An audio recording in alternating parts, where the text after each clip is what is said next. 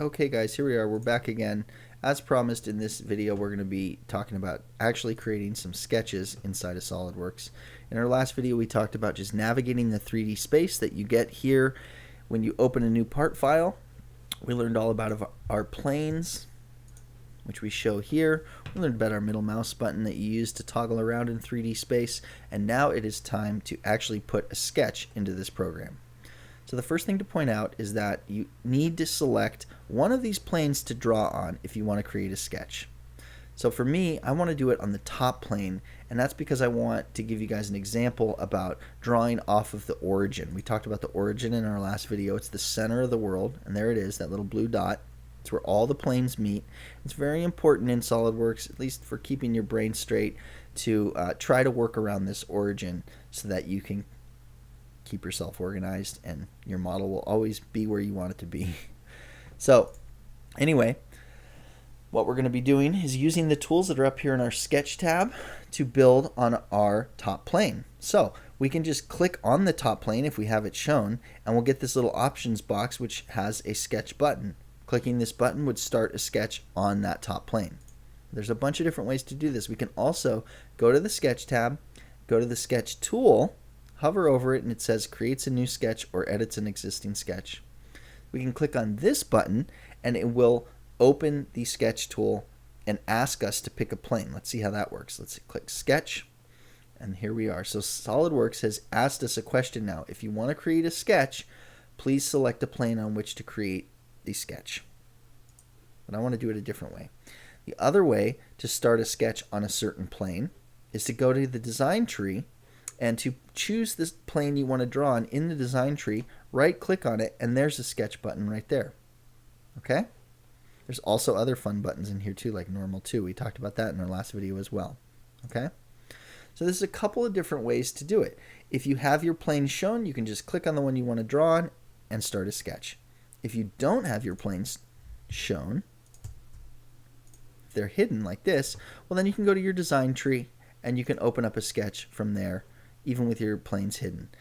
If you don't want to mess around with this design tree, then you can go up here to your sketch tab and you can start a new sketch just like this by clicking the sketch button. SolidWorks will ask you before you do anything wrong, hey, get it right. If you want to make a sketch, you got to select a plane first, and we'll go here to select the top plane. I'll just click on that and it opens up a new sketch for us, and it is on the top plane. All right. So now we are inside of a sketch in SolidWorks. This is a key moment for us. We're in our very first sketch of SolidWorks. The way to tell we're inside of a sketch is up here, these little grayed out buttons. This is your exit sketch button. This exits sketch mode. And then this is your cancel button. This is like the delete key. Okay. The other thing that tells us we're inside of a sketch is over here in our design tree. We now have sketch number 1 that is been entered into our tree.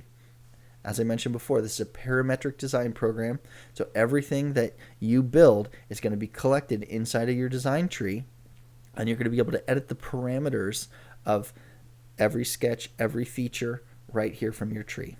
Okay? So for us, I'm just going to grab the circle tool, and I'm just going to click and drag a circle. Now I've got the circle tool attached to my cursor now, so I have to hit the escape key to drop that tool. All right, so I drop this circle tool. I look over here at my design tree. I've got the sketch sitting right there, and it's good. All right, I'm happy. I've drawn a circle. Great. Now, let's decide if we like the size of this circle. I'm going to say no, and I'm going to want to edit this circle. So I can click on the circle itself, and we get this box which pops up over here. This is the property manager for the circle that we've drawn. This is, like I said before, this is a parametric design program. Everything that you draw has a set of parameters attached to it. These are the parameters down here of this circle. So it's telling you the X and Y coordinates of the center point of the circle. It's also telling you the radius of the circle is 1.586 something. We can edit the parameters of this circle here in the design area. Okay, or my computer will just freeze. Is that what's up? There we go. Yeah, gotta click it. Sorry. We can edit the parameters of this thing by going right here. So let's try to make that work. Let's just type in a 1 and hit enter, and then it changes the radius of our circle to 1. A little glitch there. If we like the changes that we've made to the circle, we can just approve them here by going close dialog. That's going to close the property manager for the circle, but we're still going to be inside of an active sketch. So let's do that. Close dialog. Good. Looking over here, we've still got our exit button, so we're still inside of the sketch. So if we want, we can go ahead and draw another object inside of this sketch. If we want to draw like a ellipse, we can go ahead and draw an ellipse. There we go. We've got our ellipse tool stuck to our cursor like we did with the circle, so we'll just hit escape. But before we do that, let's take a look over here. Now, since we've drawn an ellipse, we've got the property manager for the ellipse, which is popped up. This tells us all the details about our ellipse, like the coordinates and also the radius 1 and then radius 2, since this is an ellipse. So we can edit this if we want. Just go 1, approve, and let's just change this to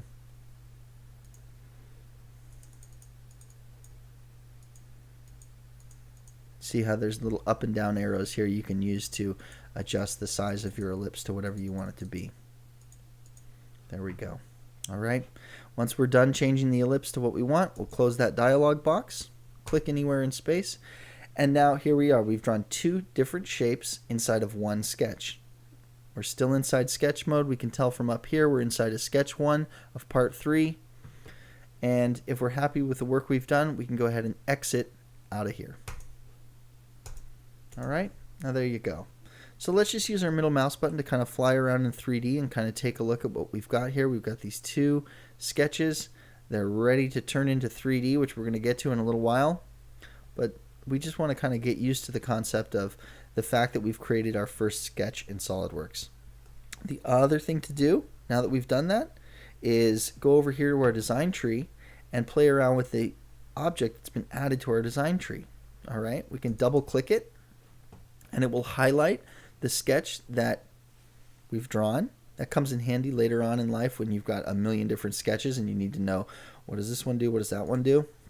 You can also right click on the item in your design tree and go to edit sketch. When you go edit sketch, that will bring you back into the active sketch mode where you can click on these things and then edit them at will.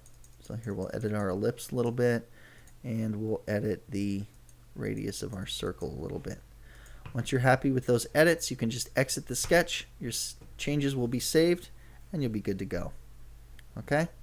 So this is the whole deal with SolidWorks, right? You select a plane you want to draw on, you open a sketch on that plane, you draw some stuff, you exit out of that sketch, and then when you want to edit that sketch, you go to your design tree, right click on the item in the design tree, edit the sketch, and then exit again. And this is the whole world we're going to be living in for the next few weeks. Okay? All right, good news. Okay, thanks for watching. In our next one, we're going to get into adding some dimensions to these sketches that are going to make it a little bit easier to adjust their sizes and keep track of where they are. And we're also going to set these up so that they're a little bit more organized towards our origin, like I mentioned before. Okay, anyway, thanks for watching, and I'll see you in the next one.